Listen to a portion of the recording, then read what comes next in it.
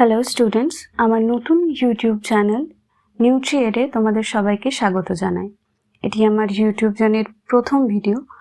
আজকের ক্লাস শুরু করার আগে আমি তোমাদের ছোট্ট করে জানিয়ে দিই যে এই চ্যানেলে তোমরা মূলত কী ধরনের ভিডিও পাবে। তো বেসিক্যালি আমি আমাদের ওয়েস্ট বেঙ্গল বোর্ডের পুষ্টিবিজ্ঞান বিষয়ের সম্পূর্ণ সিলেবাস অর্থাৎ ক্লাস 11 এবং ক্লাস 12 এর সিলেবাস ধাপে ধাপে কভার করব এবং পাশাপাশি নিউট্রিশন সম্পর্কিত আরও অন্যান্য গুরুত্বপূর্ণ তথ্যও আমি এই চ্যানেলে শেয়ার করব। তাই যারা পুষ্টিবিজ্ঞান বিষয়টিকে খুব সহজে এবং ডিটেলে বুঝতে চাও বা যারা এই সাবজেক্টটা ভালোবাসো তাদের জন্য এই চ্যানেলটা আশা করি খুব হেল্পফুল হবে। তো চলো আর দেরি না করে আজকের ক্লাস শুরু করা যাক। ক্লাসটি ভালো লাগলে এবং পড়া বুঝতে পারলে অবশ্যই ভিডিওটিতে একটি লাইক করবে এবং চ্যানেলটি সাবস্ক্রাইব করে দেবে এবং তোমাদের বন্ধুদের সাথেও শেয়ার করতে পারো। আর যদি তোমাদের কোনো রকম কোনো প্রশ্ন বা ডাউট থাকে অবশ্যই কমেন্ট বক্সে জানাতে পারো। আজকে আমি যে টপিকটা পড়াবো সেটা হচ্ছে ক্লাস 12 অর্থাৎ থার্ড সেমিস্টারের ফার্স্ট ইউনিট, দ্যাট ইজ পরিপাক ও শোষণের পুষ্টিগত পর্যায়ের যে প্রথম চ্যাপ্টারটি রয়েছে সেটি আমরা আলোচনা করব, যেটা হচ্ছে বায়োকেমিক্যাল এবং বায়োফিজিক্যাল অ্যাসপেক্ট অফ নিউট্রিশন। এই চ্যাপ্টারটি মূলত দুটি অংশ আছে, একটা হচ্ছে বায়োফিজিক্যাল এবং একটি হচ্ছে বায়োকেমিক্যাল। প্রথমত, আমাদের শরীরে খাদ্য পরিপাকের জন্য যে সমস্ত জৈব রাসায়নিক বিক্রিয়াগুলি ঘটে তাতে উৎসেচকের কী ভূমিকা এবং পরিপাক হওয়ার পর সেই পাচিত খাদ্য কিভাবে আমাদের কোষে শোষিত হয় বা অ্যাবজর্পশন প্রসেসটা কী পদ্ধতি অবলম্বন করে হয়, তার জন্য যে সমস্ত জৈব ভৌত পদ্ধতি রয়েছে সেগুলি সম্পর্কে আমরা আজকের এই ক্লাসে জানব। তো তার জন্য প্রথমেই আমাদের জানতে হবে উৎসেচক বা এনজাইম জিনিসটা কি। উৎসেচক বা এনজাইম হলো সজীব কোষ থেকে উৎপন্ন প্রোটিনধর্মী জৈব অনুঘটক, যাকে আমরা বলছি বায়োক্যাটালিস্ট, যা কী করে না জৈব রাসায়নিক বিক্রিয়ার হারকে নিয়ন্ত্রণ করে বা ত্বরান্বিত করে। অর্থাৎ উৎসেচক কী করছে না কোষের যে সমস্ত রাসায়নিক বিক্রিয়া চলছে, যে সমস্ত জৈব রাসায়নিক বিক্রিয়া ঘটে চলেছে তাতে অংশগ্রহণ করে সেই বিক্রিয়ার হারকে ত্বরান্বিত করে এবং বিক্রিয়ার শেষে নিজে অপরিবর্তিত থাকে। বিক্রিয়ার শেষে এদের গঠন ও প্রকৃতি অপরিবর্তিত রাখে। আর কি করে না এরা সক্রিয়করণ শক্তি হ্রাস করে। মানে এই ছবিতে দেখো একজন ব্যক্তি দেখতে পাবে একটা বস্তুকে ঠেলে নিয়ে যাচ্ছে, সেক্ষেত্রে উৎসেচক ছাড়া ব্যক্তিটিকে অনেকটাই কিন্তু পরিশ্রম আমরা দেখতে পাচ্ছি, অনেকটাই পরিশ্রম করতে হচ্ছে, কিন্তু সেই কাজটি আবার একটি উৎসেচকের সাহায্যে কি হচ্ছে অনেক সহজ হয়ে উঠছে এবং ওই ব্যক্তিকে অনেক কম পরিশ্রম করতে হচ্ছে। অর্থাৎ যখন একটি সাবস্ট্রেট বা বিক্রিয়ক একটা প্রোডাক্ট তৈরি করছে, মানে যখন একটি এনজাইম একটা সাবস্ট্রেটের সাথে বিক্রিয়া করে একটা প্রোডাক্ট তৈরি করছে, তখন সাবস্ট্রেটটি প্রোডাক্টে কনভার্ট হওয়ার জন্য একটা মিনিমাম এনার্জির প্রয়োজন হয়, যেটাকে আমরা বলি সক্রিয়করণ শক্তি বা অ্যাক্টিভেশন এনার্জি। এনজাইম সেই অ্যাক্টিভেশন এনার্জিটাকে কি করছে হ্রাস করছে, আরও কমিয়ে দিচ্ছে। ফলে কি হয় বিক্রিয়ার গতিটা বেড়ে যায় এবং অনেক কম সময়ে বিক্রিয়াটি সম্পন্ন হয়। এরপর যদি আমরা বলি যে এক্সাম্পল কি, এনজাইম একটা হচ্ছে পেপসিন এনজাইম সম্পর্কে আমরা আগে শুনেছি নিশ্চয়, যেটা কি করে যেটা প্রোটিনকে ভাঙে। তাহলে পেপসিনের সাবস্ট্রেট হচ্ছে প্রোটিন, কারণ পেপসিন প্রোটিনের ওপরে কাজ করে। তেমনি আবার একটা এনজাইম আছে লাইপেজ, আমরা নিশ্চয়ই নাম শুনেছি লাইপেজ এনজাইম, যেটা কি করে যেটা ফ্যাটকে ভাঙে। তেমনি আছে অ্যামাইলেজ এনজাইম, যেটা কি করে না স্টার্চ বা শ্বেতসারের উপর কাজ করে। তেমনি আরও অনেক এনজাইম রয়েছে যেমন ট্রিপসিন, অক্সিডোরিডাকটেজ এটসেট্রা। তো সেগুলো সম্পর্কে আমরা আরও পরে জানব। আপাতত আমরা বুঝতে পারলাম যে উৎসেচক জিনিসটা কি। তো এরপর আমাদের যেটা জানতে হবে সেটা হচ্ছে উৎসেচকের প্রধান বৈশিষ্ট্যগুলি কি কি। প্রথম যেটা আসছে সেটা হচ্ছে সুনির্দিষ্টতা বা স্পেসিফিসিটি। তো উৎসেচকের ক্রিয়া হচ্ছে হাইলি স্পেসিফিক। কি বলছে না প্রতিটি উৎসেচক একটি নির্দিষ্ট বিক্রিয়কের বা সাবস্ট্রেটের ওপরেই কাজ করে, যেমন অ্যামাইলেজ কেবল শ্বেতসারের ওপর কাজ করে। তেমনি পেপসিন আছে, পেপসিন আমরা জানলাম যে শুধুমাত্র প্রোটিনের ওপরই কাজ করে। তাহলে উৎসেচকের প্রতিটি উৎসেচক একটি নির্দিষ্ট সাবস্ট্রেটের ওপরেই কিন্তু কাজ করে। এরপর নেক্সট হচ্ছে উৎসেচক হচ্ছে প্রোটিনধর্মী। সমস্ত উৎসেচকই মূলত প্রোটিন জাতীয় পদার্থ দিয়ে তৈরি, সেটা সরল প্রোটিন হতে পারে বা সিম্পল প্রোটিন আমরা যেটাকে বলছি, অথবা সংযুক্ত প্রোটিনও হতে পারে। নেক্সট আমাদের হচ্ছে যে প্রধান বৈশিষ্ট্য রয়েছে সেটি হচ্ছে উভমুখিতা বা রিভার্সিবিলিটি। কিছু কিছু উৎসেচক আছে যাদের বিক্রিয়া উভমুখী হতে পারে। মানে কি না, যে বিক্রিয়কের ওপর কাজ করে উৎসেচক নতুন যৌগ তৈরি করছে, সেই উৎপাদিত যৌগকে পুনরায় পূর্বের অবস্থায় ফিরিয়ে আনতে পারে। যেমন লাইপেজ কি করে, ফ্যাটকে ভাঙে, ফ্যাট সংশ্লেষেও সাহায্য করে। মানে লাইপেজ ফ্যাট ভাঙতেও সাহায্য করে, আবার ফ্যাট সংশ্লেষও করতে পারে। কিন্তু আমাদের মনে রাখতে হবে যে সব উৎসেচকের ক্রিয়ায় কিন্তু উভমুখী হয় না। কিছু কিছু উৎসেচক আছে যাদের বিক্রিয়াটি উভমুখী হয়। এরপরে আমাদের আছে নেক্সট হচ্ছে কলয়েডীয় ধর্ম। তো আমরা পড়লাম যে উৎসেচক হচ্ছে প্রোটিনধর্মী। তো প্রোটিনধর্মী হওয়ার জন্য এদের মধ্যে কলয়েডীয় ধর্ম পরিলক্ষিত হয়, যা এদের বিশাল পৃষ্ঠতল প্রদান করে। উৎসেচকের আরও কয়েকটি বৈশিষ্ট্যের কথা যদি আমরা বলি, আরও কয়েকটি গুরুত্বপূর্ণ বৈশিষ্ট্যের মধ্যে একটা হচ্ছে অনুঘটকীয় ধর্ম। অনুঘটকীয়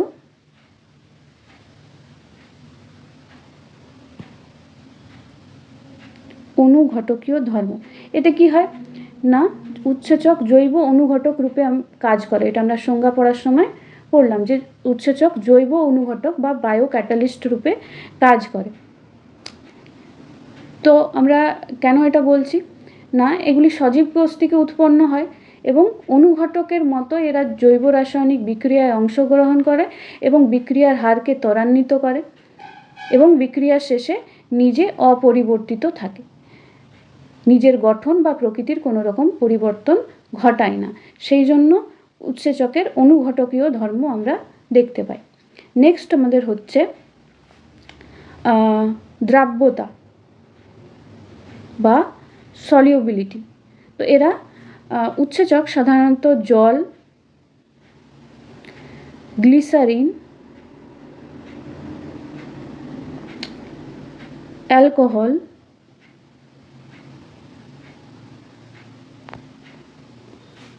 এবং সোডিয়াম ক্লোরাইড মানে হচ্ছে NaCl প্রভৃতি দ্রবণে দ্রবীভূত হতে পারে। তাহলে উৎসেচক আমাদের জল, গ্লিসারিন, অ্যালকোহল এবং সোডিয়াম ক্লোরাইড এর দ্রবণে দ্রবীভূত হতে পারে। তাহলে উৎসেচকের আমরা বৈশিষ্ট্যগুলো পড়ে নিলাম। এরপর আমরা যেটা পড়ছি সেটা হচ্ছে সম্পূর্ণ উৎসেচকের গঠন। তো এখানে আমরা তিনটে টার্ম দেখতে পাচ্ছি, একটা হচ্ছে অ্যাপোএনজাইম, কোফ্যাক্টর, কোএনজাইম এবং হলোএনজাইম। প্রথমেই আসি অ্যাপোএনজাইম। অ্যাপোএনজাইমটা কি? অ্যাপোএনজাইম হচ্ছে এনজাইমের কেবলমাত্র যে প্রোটিন অংশটা থাকে তাকে আমরা বলছি অ্যাপোএনজাইম, যেটা একা যখন থাকে তখন নিষ্ক্রিয় থাকে। এটা বিক্রিয়ক বা সাবস্ট্রেটের উপরে ক্রিয়া করতে পারে না। এটা হচ্ছে আমাদের প্রোটিন অংশ, উৎসেচকের প্রোটিন অংশ যেটা ইনঅ্যাক্টিভ থাকে। প্রোটিন অংশ যেটা আমাদের ইনঅ্যাক্টিভ থাকে। তো অ্যাপোএনজাইমকে অ্যাক্টিভ করার জন্য আমাদের কিসের প্রয়োজন হচ্ছে? কোফ্যাক্টর বা কোএনজাইমের প্রয়োজন হচ্ছে। তো এই কোফ্যাক্টরটা কি? কোফ্যাক্টর হচ্ছে একটা নন প্রোটিন অজৈব যৌগ, মানে হচ্ছে ইনঅর্গ্যানিক কম্পাউন্ড,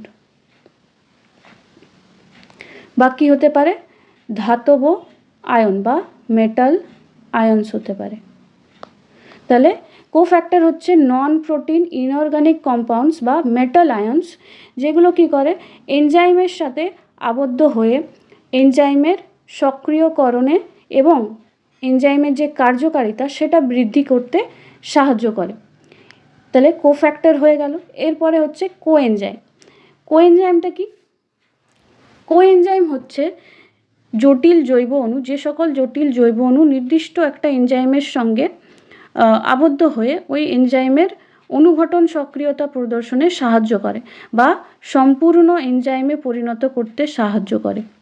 সম্পূর্ণ এনজাইমে পরিণত করতে সাহায্য করে সেই সকল জৈব অণুকে আমরা কি বলছি? কোএনজাইম। এরাও কিন্তু নন প্রোটিন হয়। কোএনজাইমও কিন্তু আমাদের নন প্রোটিন হয়। এরা কি করছে না এনজাইমের সঙ্গে আবদ্ধ হয়ে এনজাইমকে সক্রিয় করতে হতে আর এনজাইমকে সম্পূর্ণ সক্রিয় উৎসেচকে পরিণত করতে সাহায্য করে কোএনজাইম। তাহলে অ্যাপো এনজাইম এবং অপ্রোটিন অংশ অর্থাৎ কোফ্যাক্টর বা কোএনজাইম যুক্ত হয়ে তৈরি করছে হলো এনজাইম, যেটাকে আমরা বলছি সম্পূর্ণ সক্রিয় উৎসেচক। নেক্সট এবার আমরা পড়ব উৎসেচকের সহায়ক উপাদান। তাহলে উৎসেচকের সহায়ক উপাদানগুলি হচ্ছে কোফ্যাক্টর, কোএনজাইম এবং প্রস্থেটিক গ্রুপ। কোফ্যাক্টর আমরা পড়লাম যে এটা হচ্ছে একটা নন প্রোটিন অজৈব যৌগ বা ধাতব আয়ন, যেগুলো এনজাইমের সাথে যুক্ত হয়ে কি করে না এনজাইমের সক্রিয়তাকে বাড়ায় এবং কার্যকারিতাকেও বৃদ্ধি করে। এগুলো কি হতে পারে? ধাতব আয়ন এবং অজৈব যৌগ। এক্সাম্পল যদি আমরা বলি তাহলে ম্যাগনেসিয়াম আয়ন, জিঙ্কের আয়ন, কোবাল্ট আয়ন ইত্যাদি। এরপরে আসি কোএনজাইম। কোএনজাইমও আমরা কি পড়লাম যে এরা হচ্ছে জটিল জৈব অণু যা প্রোটিনের সাথে শিথিলভাবে যুক্ত থাকে, মানে লুজলি বাউন্ডেড থাকে, এবং এরা কি হয় বেশিরভাগই ভিটামিন থেকে তৈরি হয়। যেমন এনএডি তৈরি হচ্ছে নিয়াসিন থেকে। এরা কি করে না এরা এনজাইমের যে অনুঘটন ক্রিয়া সেই অনুঘটন ক্রিয়া প্রদর্শনে সাহায্য করে এবং এনজাইমকে সম্পূর্ণ এনজাইমে পরিণত করতে সাহায্য করে, মানে এনজাইমের সক্রিয়করণে ইনঅ্যাক্টিভ এনজাইমকে অ্যাক্টিভ করতে সাহায্য করছে আমাদের কোএনজাইম। তেমনি আমরা যদি দেখি প্রস্থেটিক গ্রুপ, এরপরে আছে প্রস্থেটিক গ্রুপ। এটা কি জিনিস? এটাও হচ্ছে আমাদের নন প্রোটিন উপাদান। প্রস্থেটিক গ্রুপটাও আমাদের হয় নন প্রোটিন উপাদান এবং এটা এনজাইমের সাথে দৃঢ়ভাবে আবদ্ধ থাকে এবং দৃঢ় এবং স্থায়ীভাবে আবদ্ধ থাকে।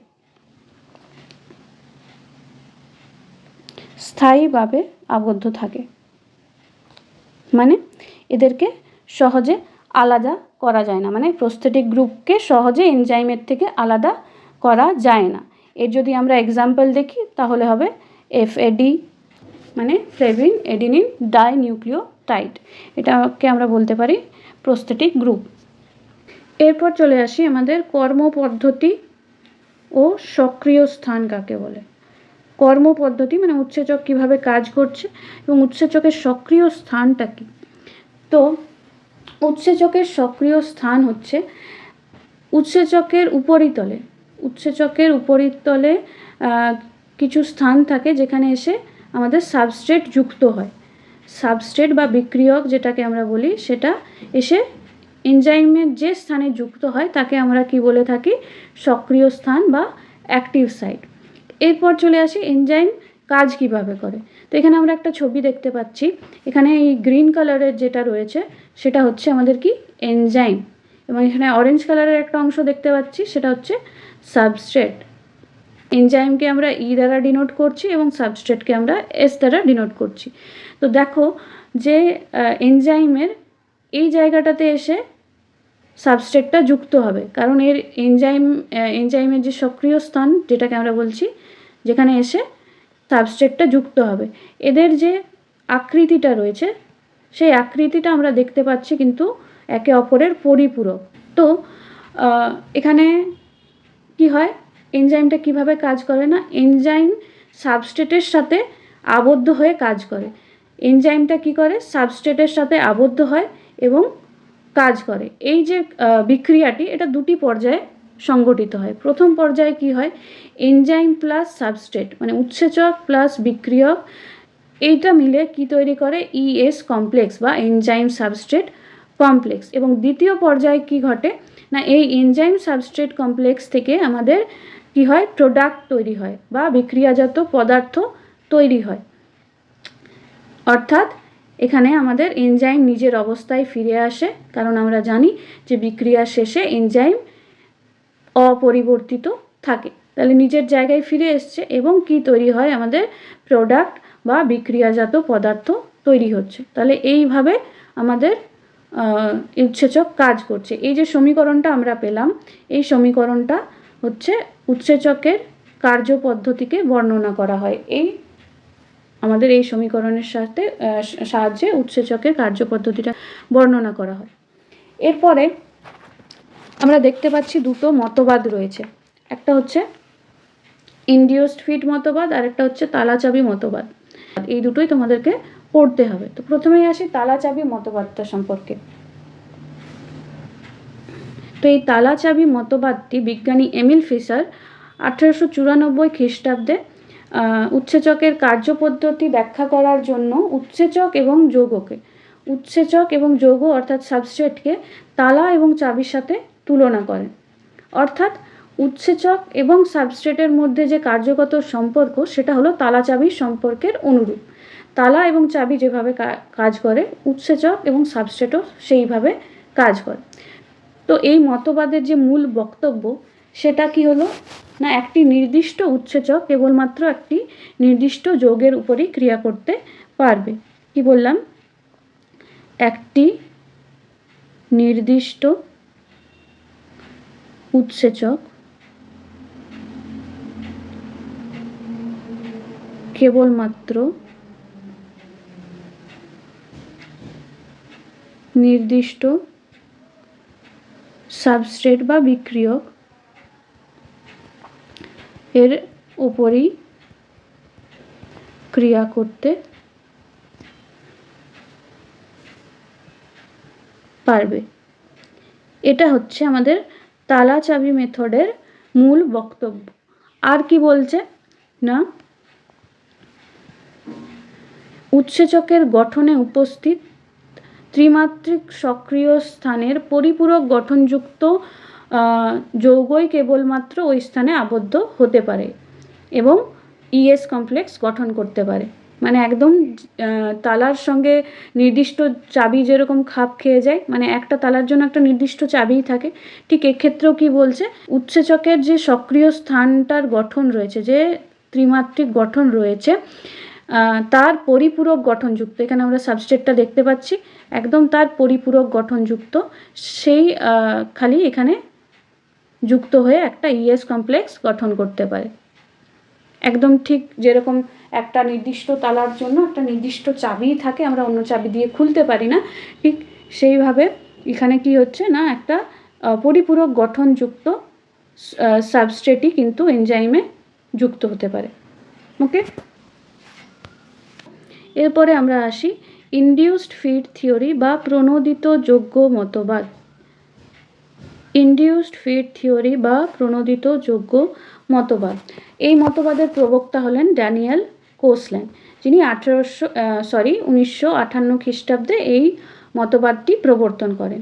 তো এই মতবাদ অনুসারে কি বলছে না, এই মতবাদ অনুসারে উৎসেচকের যে সক্রিয় স্থান রয়েছে সেটা নমনীয় এবং পরিবর্তনযোগ্য। মানে আমরা আগেরটাতে পড়লাম, মানে তালাচাবি মতবাদে পড়লাম যে উৎসেচকের সক্রিয় স্থানের পরিপূরক গঠনযুক্ত সাবস্ট্রেটই যুক্ত হতে পারে, মানে এটা পরিবর্তনযোগ্য নয় আগের মতবাদ অনুযায়ী, মানে তালাচাবি মতবাদ অনুযায়ী। কিন্তু এক্ষেত্রে আমরা দেখতে পাচ্ছি যে ড্যানিয়েল কোসল্যান্ড কি বলছেন, তিনি বলছেন যে এনজাইমের যে সক্রিয় স্থান রয়েছে সেই স্থানটা নমনীয় এবং পরিবর্তনযোগ্য, মানে সাবস্ট্রেটের আকার অনুযায়ী এই সক্রিয় স্থানটি পরিবর্তিত হতে পারে। সক্রিয় স্থানের সঙ্গে প্রাথমিকভাবে সাবস্ট্রেট যুক্ত হওয়ার পর উৎসেচকের সক্রিয় স্থানের আকৃতি প্রয়োজন অনুসারে চেঞ্জ হয়ে যায়। এটাকে বলছেন বিজ্ঞানী কোসল্যান্ড।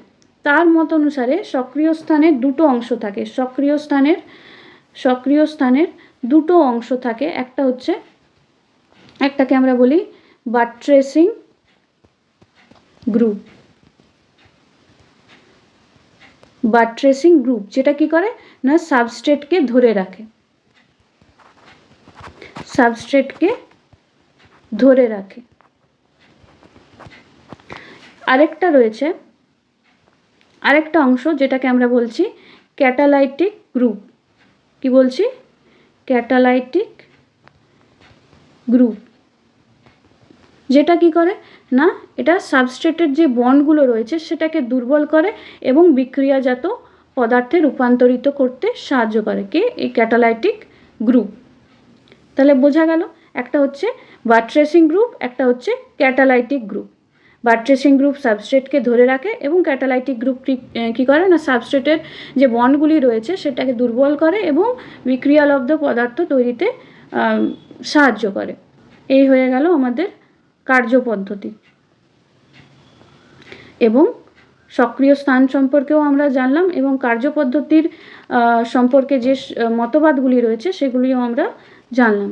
এরপরে আমাদের রয়েছে এখানে আমি তালাচাবি মতবাদ বনাম ইনডিউসড ফিট থিওরি, এটার একটা তুলনা আমি এখানে দিয়েছি যে এদের আবিষ্কারক, এগুলো আমাদের এমসিকিউর জন্য খুব ইম্পর্টেন্ট। আবিষ্কারককে তালাচাবি মতবাদের আবিষ্কারক হলেন বিজ্ঞানী এমিল ফিশার, যিনি 1894 খ্রিস্টাব্দে এই মতবাদ প্রকাশ করেন।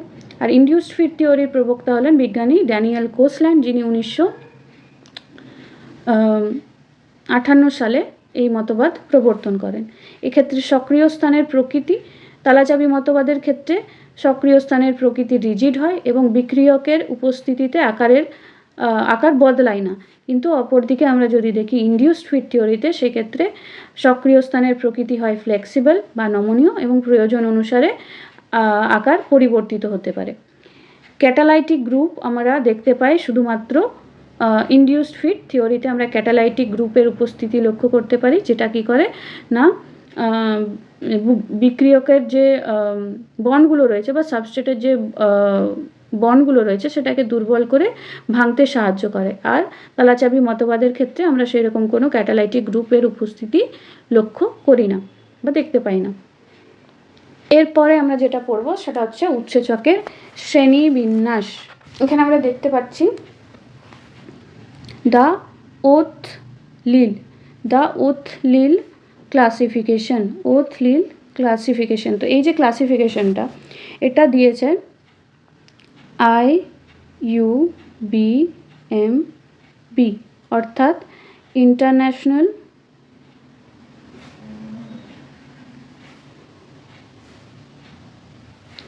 ইন্টারন্যাশনাল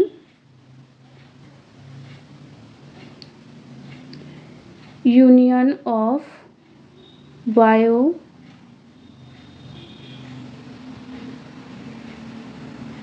biochemistry and molecular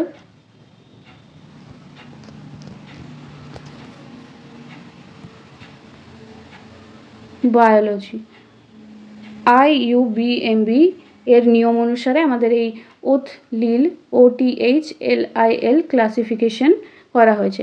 এখানে আমরা দেখতে পাচ্ছি যে 6টি ভাগে ভাগ করা হয়েছে উৎসেচককে।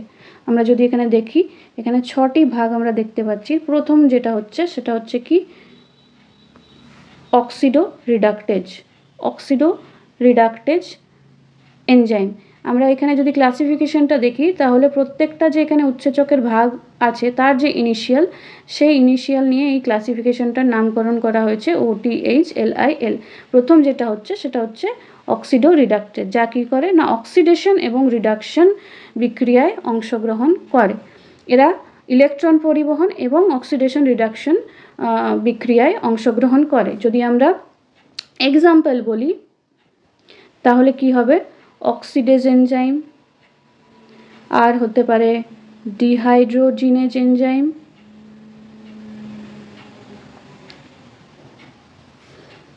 তারপরে আমাদের রয়েছে টি মানে হচ্ছে ট্রান্সফারেজ।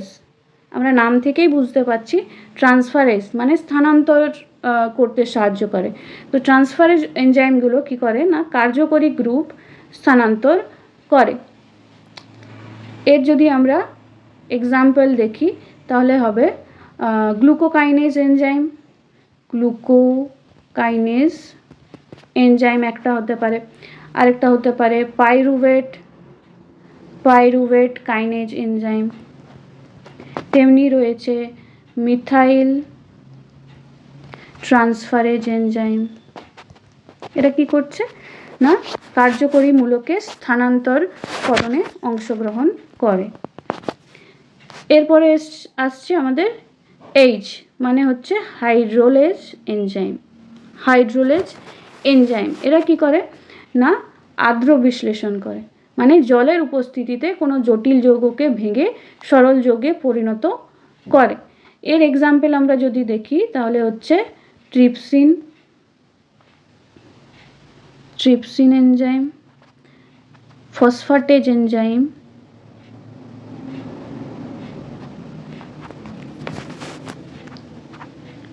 হাইড্রোলেজ এনজাইম।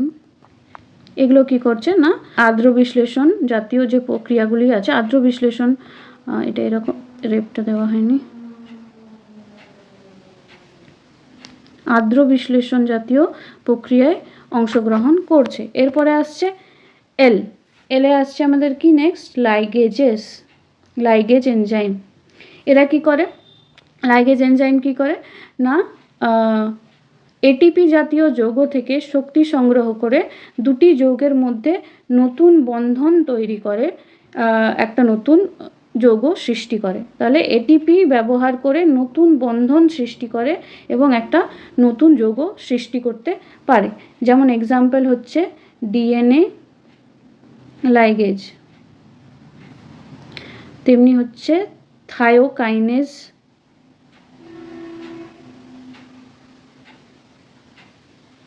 তেমনি হচ্ছে সিনথেটেজ এনজাইম। এগুলো হচ্ছে লাইগেজ এনজাইম। তারপরে আসছে আমাদের কি আই মানে হচ্ছে আইসোমারেজ। এরা কি করে না আইসোমার গঠনে অনুঘটক রূপে কাজ করে। কি করছে না আইসোমার গঠনে অনুঘটক রূপে কাজ করে এবং পরমাণুর স্থানান্তর ঘটায় একই অণুর মধ্যে, মানে আণবিক বিন্যাস পরিবর্তন করে। এর আমরা যদি এনজাইম দেখি তাহলে হবে ম্যালেট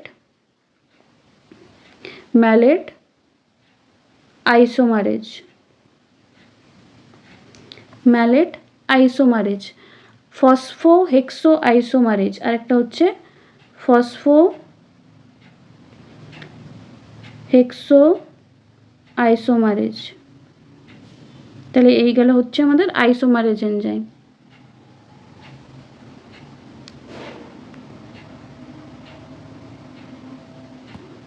তারপরে আমাদের লাস্ট কি হচ্ছে এল মানে হচ্ছে লায়েজ এনজাইম। এরা কি করে না জল ছাড়াই সাবস্ট্রেটের থেকে অণু বা পরমাণু অপসারিত করে ডবল বন্ড সৃষ্টি করে, অথবা অণু বা পরমাণু যুক্ত করে ডবল বন্ড অপসারিত করতে পারে, অর্থাৎ সমযোজী বন্ধনকে ভাঙতে পারে। এদের আমরা যদি এক্সাম্পল দেখি, একটা হবে অ্যালডোলেজ, আরেকটা হচ্ছে ফিউমারেজ।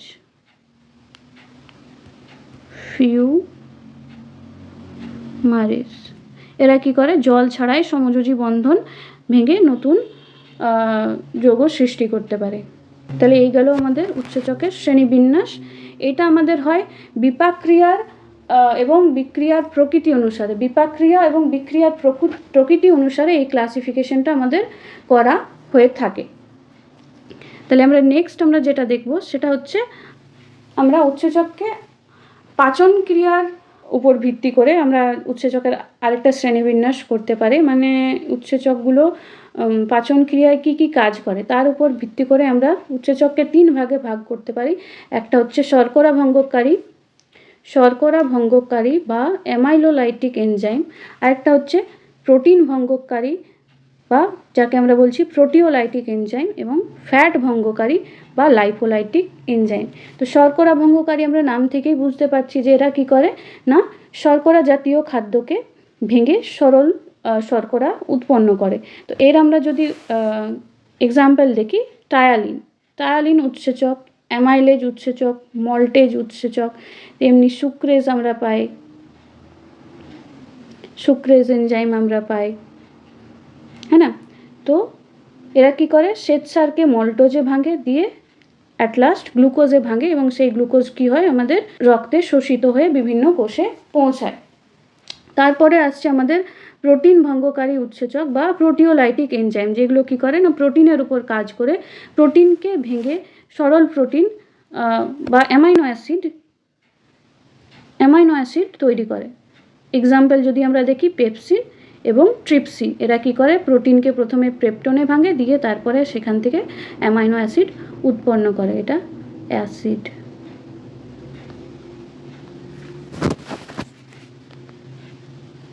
এটা অ্যাসিড হবে, স্পেলিং মিস্টেক। তারপরে আছে আমাদের লাইপোলাইটিক বা ফ্যাট ভঙ্গকারী এনজাইম। তো ফ্যাট ভঙ্গকারী এনজাইম আমরা একটাই দেখতে পাই, সেটা হচ্ছে লাইপেজ এনজাইম। এরা কি করে না ফ্যাটকে ফ্যাটি অ্যাসিড এবং গ্লিসারলে ভাঙে। তাহলে এই হয়ে গেল আমাদের পাচনকারী উৎসেচক বা ডাইজেস্টিভ এনজাইমস, যেগুলো আমাদের পরিপাক ক্রিয়ায় অংশগ্রহণ করে। এরপরে আছে আমাদের কিছু কিছু ফ্যাক্টরস আছে যেগুলো আমাদের এনজাইমের ক্রিয়াকে এফেক্ট করে, সেগুলো সম্পর্কে আমরা জানব। প্রথমে হচ্ছে আমাদের অপটিমাম তাপমাত্রা বা সর্বাপেক্ষা অনুকূল তাপমাত্রা। এটা কি না প্রতিটি উৎসেচক একটা নির্দিষ্ট তাপমাত্রায় সর্বাধিক সক্রিয় হয়, সেই টেম্পারেচার বা সেই তাপমাত্রাটাকে আমরা বলি অপটিমাম টেম্পারেচার বা সর্বাপেক্ষা অনুকূল তাপমাত্রা। এই রেঞ্জটা কি হয় না, এটা হয় 30 থেকে 40, সরি এটা করো 30 ডিগ্রি সেন্টিগ্রেড থেকে 40 ডিগ্রি সেন্টিগ্রেডের মধ্যে এইটা থাকে। যখনই 40 ডিগ্রির উপরে চলে যায় টেম্পারেচার, তখনই কি হয় না উৎসেচকের ক্রিয়াটা আস্তে আস্তে কমে আসে। এটাকে আমরা বলি উৎসেচকের ডিন্যাচুরেশন। অধিক তাপমাত্রায় উৎসেচকের ডিন্যাচুরেশন ঘটে এবং উৎসেচকের কার্যক্ষমতা হ্রাস পায়। তারপরে আছে অপটিমাম পিএইচ। অপটিমাম পিএইচ আমরা জানি প্রতিটি উৎসেচক একটা নির্দিষ্ট পিএইচ মাত্রায় কাজ করে।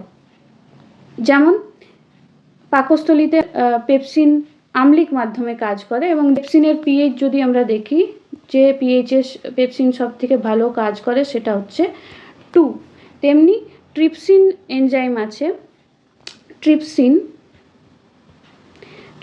এনজাইম যে পিএইচ মাত্রায় সব থেকে ভালো কাজ করে সেটা হচ্ছে 8.3 মানে হচ্ছে ক্ষারীয় মাধ্যমে সব থেকে ভালো কাজ করে। তাহলে হয়ে গেল আমাদের অপটিমাম পিএইচ। এরপরে আছে সাবস্ট্রেট বা বিক্রিয়কের ঘনত্ব। সাবস্ট্রেট বা বিক্রিয়ার ঘনত্ব বেশি হলে কি হয়, একটা নির্দিষ্ট মাত্রা পর্যন্ত বিক্রিয়ার হার বৃদ্ধি পায়। অর্থাৎ সাবস্ট্রেটের ঘনত্বের ওপর উৎসেচকের অনুঘটন ক্রিয়া নির্ভরশীল। কিভাবে, এদের মধ্যে সম্পর্কটা হচ্ছে সমানুপাতিক, কিন্তু মানে বিক্রিয়কের ঘনত্ব যদি বৃদ্ধি পায় তাহলে বিক্রিয়ার হার বৃদ্ধি পায় কিন্তু একটা নির্দিষ্ট মাত্রা অবধি, তারপরে কিন্তু আর বৃদ্ধি পায় না। তাহলে এই গেল হচ্ছে ফ্যাক্টরস যেগুলো আমাদের কি করছে না উৎসেচকের ক্রিয়ার উপর প্রভাব বিস্তার করছে। সেগুলি হলো কি কি, অপটিমাম তাপমাত্রা, অপটিমাম পিএইচ এবং বিক্রিয়কের ঘনত্ব। এটা বোঝা গেছে। এর পরবর্তী যে টপিকগুলো রয়েছে মানে শোষণের যে সমস্ত ভৌত পদ্ধতিগুলো আছে সেগুলো আমরা নেক্সট ভিডিওতে আলোচনা করব। আজকে এই পর্যন্তই। থ্যাংক ইউ, দেখা হচ্ছে নেক্সট ভিডিওতে।